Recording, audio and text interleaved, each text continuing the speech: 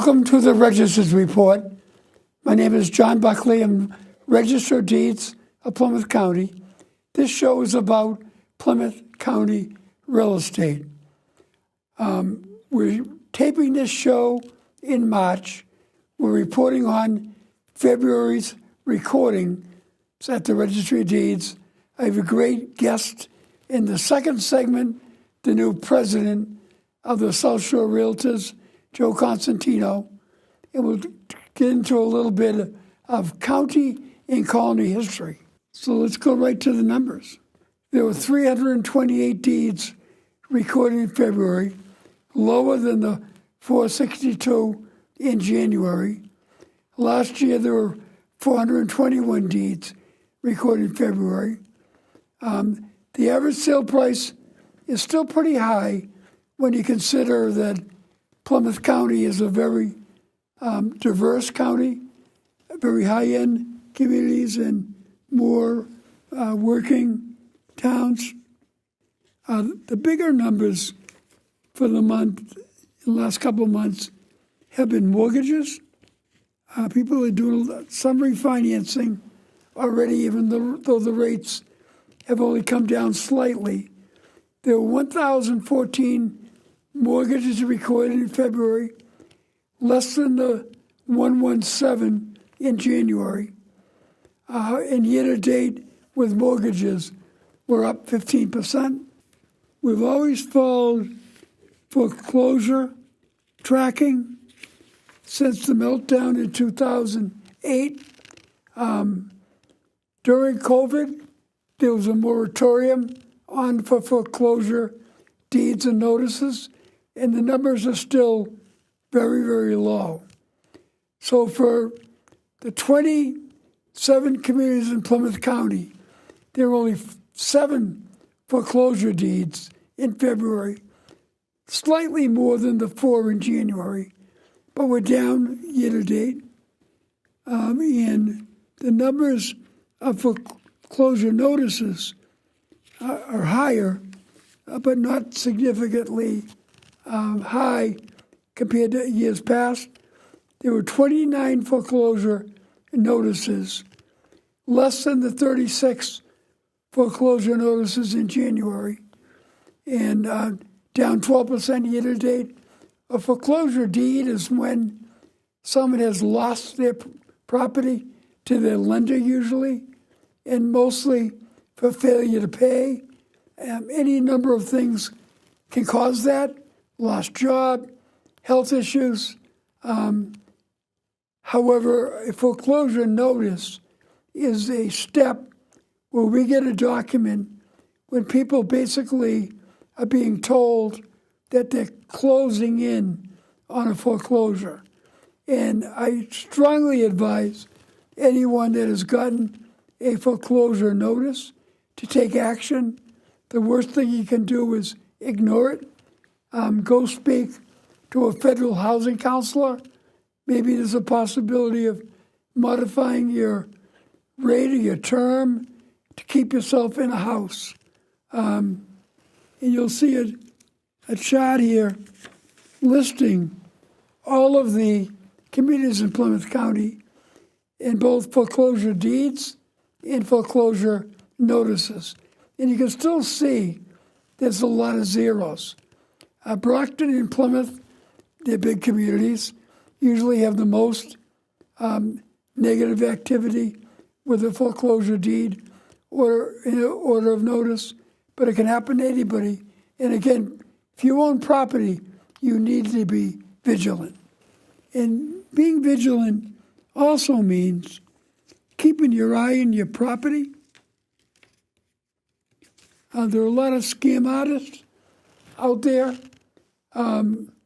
One of the things that we offer for free is a free property fraud alert. So if you go to our website, PlymouthDeeds.org, again, PlymouthDeeds.org, and go to our resource section, there's something called fraud alert. So you can sign up for that with your property, put your emails in, and if something gets recorded on your property you will get an email to that email address. And it may be something that you intended to be recorded, like a mortgage discharge, but if it's something you're unaware of, it's a notice to go check it out and make sure nobody's pulling a fast one on you. You have to pay attention, as I said before. For most people, their home is their most valuable asset. Be alert. There are people that'll try to take advantage of you, and just be alert. So in the next segment of the show, I have a great guest coming up, Joe Costantino, who's an agent with Jack Conway Real Estate, but he's the new president of the South Shore Realtors, a great real estate organization. We'll see you in the next segment. Welcome back to the Register's Report. My name is John Buckley. I'm the Register of Deeds of Plymouth County. In this segment of the show, we've always done something educational in nature. We've had surveyors, appraisers, commercial real estate brokers, a lot of people involved in the real estate community, but we always come back to our realtors because they're the people on the ground. And I like to get in whenever there's a changing of the guard in the South Shore Realtors. I like to get in the new president. So, Joe, welcome on the show. Thank you very much, John. Thank you for having me. So, why don't you start by just telling our viewers a little bit how you got into the real estate community? So I started in real estate way back, right when I got out of college. Okay. I took the test, and fortunately, I passed it on the first try. Okay. And I always did real estate on a part-time basis. I worked with a company, Century 21 in Braintree, and at the same time, I had a full-time job with another company you might be familiar with, Hendry's Ice Cream. Oh, sure. Out of Lower Falls, Milton, great company. Yeah. Put on a few pounds, but it was a great company to work for. So during that time when I was working part-time, I got my broker's license because I always kind of aspired to owning my own shop one of these days, and worked part-time for a long time. And then I went into other sales and marketing positions, non-real estate related, and left real estate for a number of years. In 2014, I opened up my own brokerage, Costantino Realty Group, and that was in South Weymouth, right on Route 18. Okay. And at the height of it, I had 16, 17 agents working underneath me. Sure. And as I got a little bit older and didn't want to do some of the things that was required as a broker, I joined forces with Jack Conway in Hanover. It's a great organization. It is a great organization, yes. So why don't you start by telling us a little bit about South Shore Realtors? Okay. And the different things you do for your members. Okay. It's the second largest real estate organization in Massachusetts. Yes, South Shore Realtors is the second largest organization in Massachusetts, next to the Greater Boston Board. I preside my functions. I preside over the board of directors meetings. I preside over executive meetings. I am the spokesperson for things related to real estate. They need someone to come in and talk to a gentleman like you. I'm the person that they choose. I also represent the South Shore Realtors at the Massachusetts Association of Realtors on the board of directors.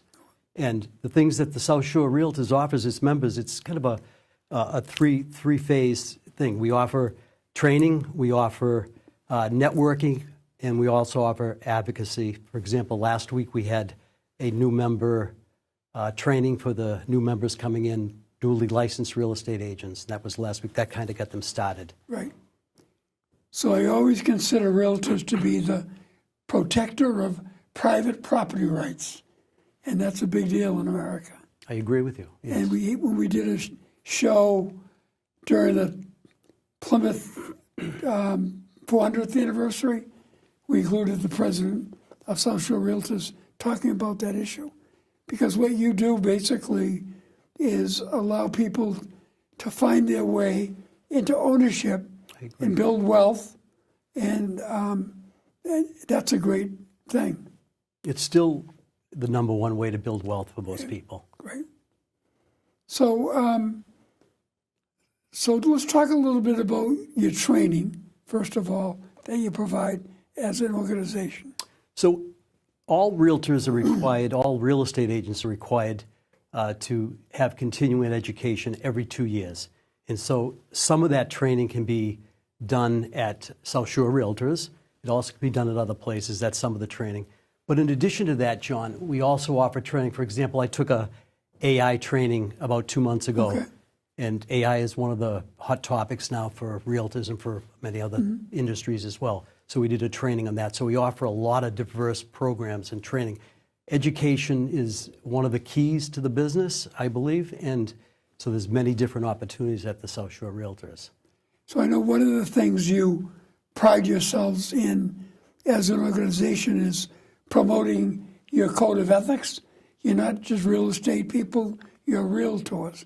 Do you want to describe that a little bit? Yes, as a realtor, so I tell people not all real estate agents are created equally. As a realtor, we subscribe to a code of ethics, and it's a stringent code of ethics that we offer. We have to take continuous training every 3 years. In addition to that, we have to do fair housing training with that. So the realtor, it's a umbrella for anyone that subscribes to that code of ethics and has a different approach with their clients. Yeah, fair housing is a big issue. It is a big issue. And I had a call from a woman this morning. They're part of an organization that is concerned about, within the title, many of our records years ago had some really horrible restrictions. You know, ethnic, race, and with the passage of the fair housing legislation, it creates a level playing field for everybody. That's correct. And I know your organization promotes that very strongly. Yeah, we do promote that, yes. Yeah, great. So let's talk a little bit about where we are.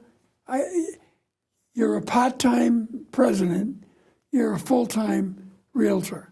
Correct. So you're very deep in what's going on out there in the real estate market, and you follow those activities very closely. I do. We're in a very strange period right now where a lot of things are frozen. Do you want to talk about what you see going forward?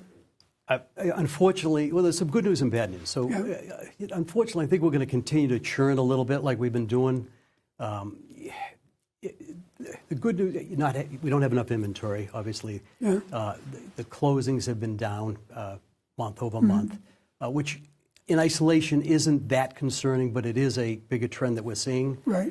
I think what you're seeing, and then you have some unrest that's happening throughout the country, which isn't helping things, and you've had rates kind of flopping in and out. They actually went below 6% not too long ago, but very quickly shot back up to over 6. I saw over the weekend. Yeah, somebody came down again and bouncing around. Yeah, I think, you know, John, I think the biggest issue we have right now is, and rates have come down. They're you know, they have come down from the 7.5, 7.25. But the big issue I think we have right now is that it's very challenging for a owner of a property to trade a 4% or a 3.5% interest rate to a 6.5 or 7% interest rate. And I read a article not too long ago that I think it was 3 out of 4 people have a rate below 6%. So they're very reluctant to give that up. So if I had to bring some good news to this conversation, it would be that the values have held in Massachusetts, or the South Shore anyway. The values have held, and that's good news. You're not seeing the type of appreciation that we saw, you know, in the heyday, but you shouldn't be. It's more steady, and I think that's good news. But I think we have, and I'm going by what economists are saying, I think we're going to kind of stay in this range, and we're going to churn back and forth a little bit. That's what I see for 2026. Yeah, I used to say with my conversations with people in the real estate market, inventory, rates, and the whole affordability of people trying to get a more middle income property. I am of the belief more and more that we just need to create a lot more housing. I think that's true. Yeah. I think that's true. And there are a lot of barriers to that. And although people are kind of chipping around the edges, it's not really resulting in a lot more housing. No, not yet. It's not. The other part that I would say that's actually a positive is if the house is priced properly and the condo is priced properly, it moves relatively quick. You're still getting multiple offers and a lot of interest, but for first-time home buyers, with the rates where they are, it's a big challenge. It's tough. So you've been doing this for a while, like me. I have, yes. And the changes in technology have been incredible. You want to talk a little bit about that? Well, I mentioned one would be AI. Yeah, sure. That's it's just starting to blossom, I think, and I think that's going to be a big thing. But now, texting and everybody emails, everybody social media now. It's just you're inundated with stuff. I still, when I ran my practice, though, I still believe in some. I believe in some of the new technology stuff, but I still believe in the old world stuff where you're directly talking to people. People have to trust you. Yes, correct. Right. And I think that's the way you build trust. Right.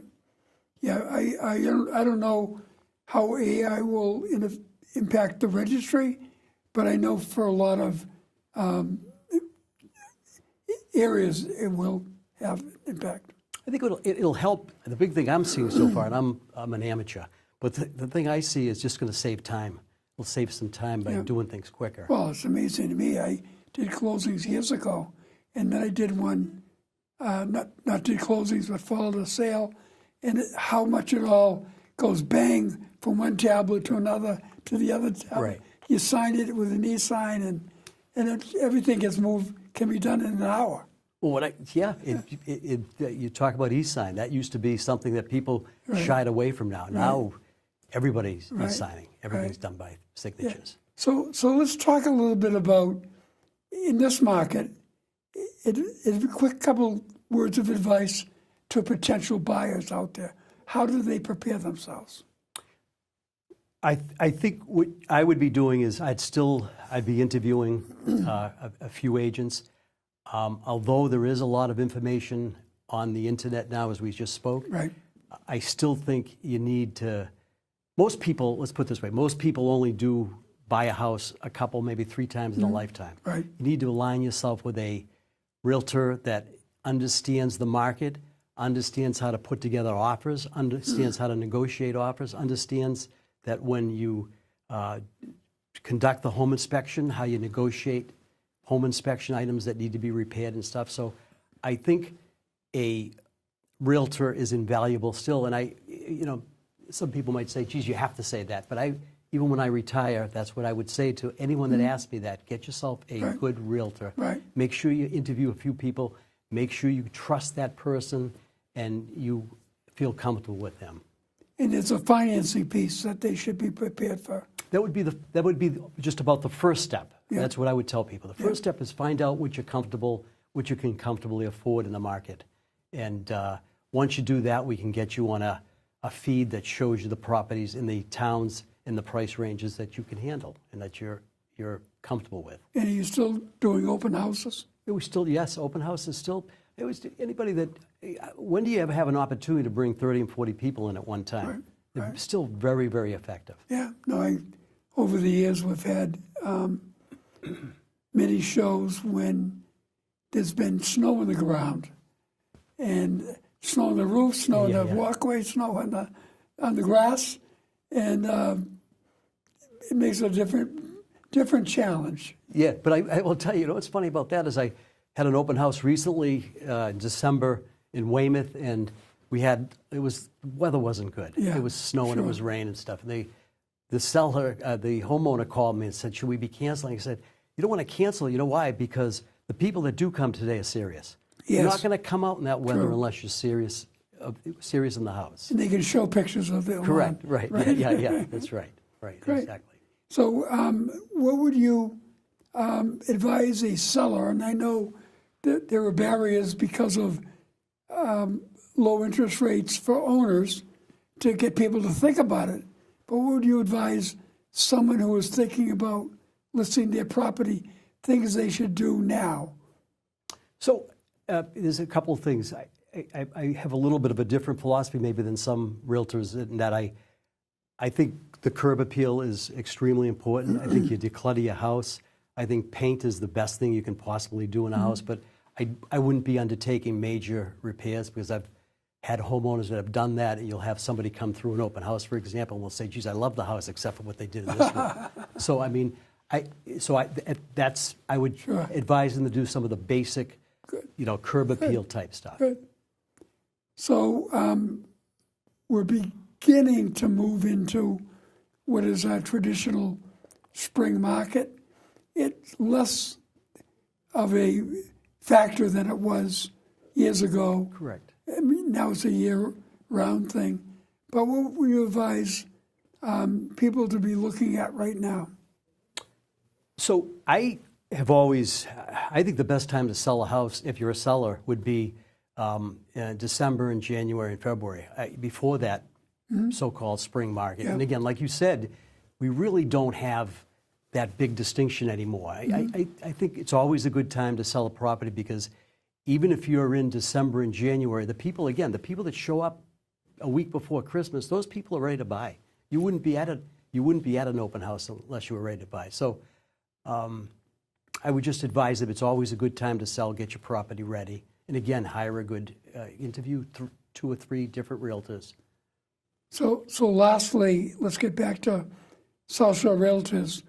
And the importance of having an organization like this is what? I think the importance is, so I go back to the new member training we did last week. I think the importance is the training. That's the obvious one. But I think more important, or just as important, is the connection that people make. So this can be a very lonely business. And you don't get a paycheck every week, so it can kind of start working on your mind. So it's nice to be aligned with people that are in a similar situation, that you can network with, that you can do additional education, and you can have some advocacy at different levels of the organization. And get involved, too. We tell people, it's one of the things we said, part of what you do is up to you. You need to get involved. You need to take action to become involved and stay connected. Great. Well, great to have you on the show. Thank you very much, John. I appreciate you coming over. Thank you. So I want to thank Joe Costantino for joining me in this show, talking about his work as a realtor and also his work as president of the South Shore Realtors. As I said before, they're a great organization. They train their members, and they provide a lot of great services to realtors, so they're knowledgeable in representing you.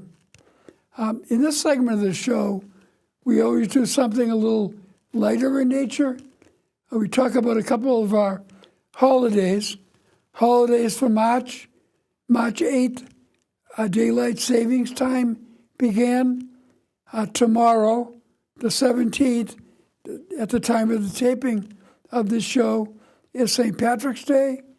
And on the 20th of March, it is the beginning of spring equinox.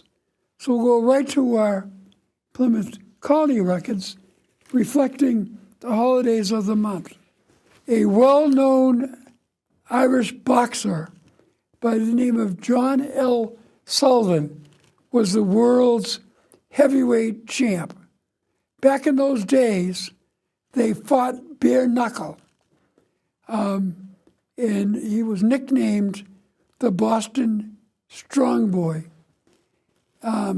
He was held the title from February of 1882 to September of 1892. He was born in 1858 to Irish immigrants' parents in Duxbury, and he held both the modern title, Marquess of Queensberry rules, and the bare knuckle London prize rules. He was well known for fighting a 75-round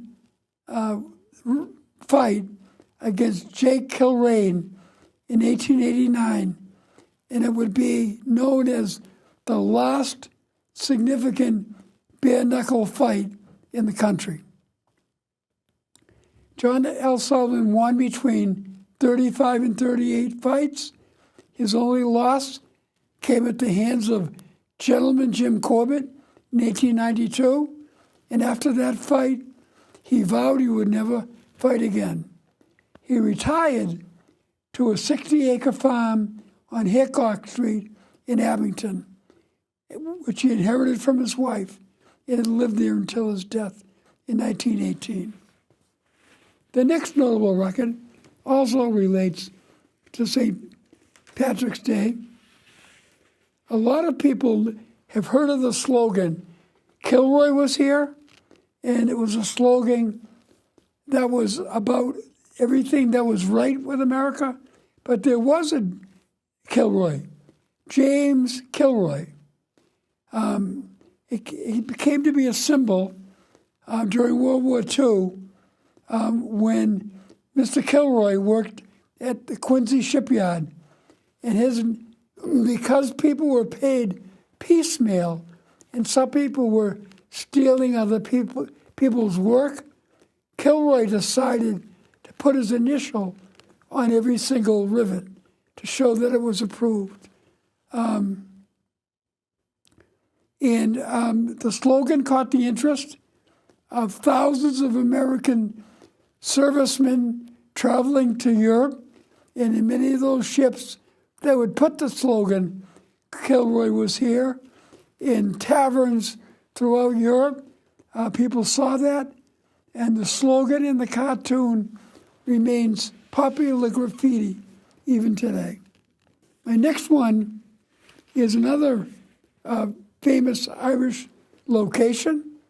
The town of Abington was the first town in Plymouth County to do a St. Patrick's Day parade, and it was all based on a bet at the Knights of Columbus.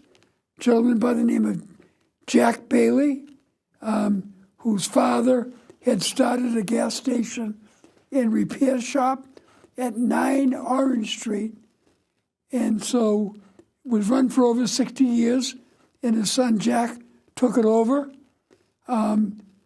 Once a year at this relatively quiet location at the corner of Orange and Washington Street, which has since been named by the town St. Patrick's Square, there is a great parade, started as a mobile parade, cars and trucks only, but it's been going on for many, many years.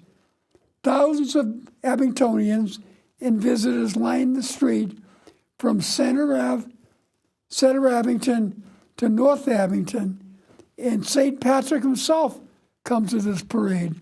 And of course, it's Jack Bailey dressed up as St. Patrick.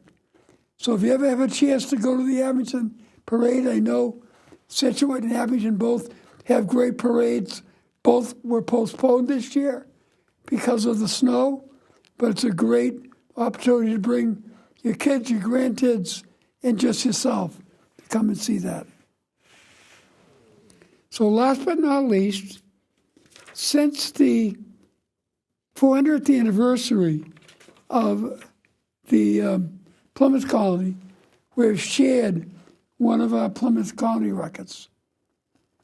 So in this particular one, which was 1656, a gentleman by the name of William Barstow was paid to make a bridge over the North River at a place called Stony Reach. And he laid it out, marked the way, and built this bridge for the sum of 12 pounds. If you ever drive through Hanover, going into Pembroke, and you take the alternative route, not Route 53, the side road, Washington Street, and pass over that bridge, you see a little plaque on one of the sides of the bridge that mentions William Barstow and the work that he did establishing that bridge. Bridges were very important at the time because they allowed people to travel farther and faster. I want to thank Lorna Green Baker, Elizabeth White, Greg White from my office for helping me put this show together. It's my 185th show, broken up various times over the years, once a month, but during COVID and other times we had to pause it. Keith Hughes has been a great help here at the local scene, allowing me to produce this home. And it's very important, I believe, to share with people information about home ownership. It is the last great wealth builder for most people. And so happy St. Patrick's Day. We'll see you next month.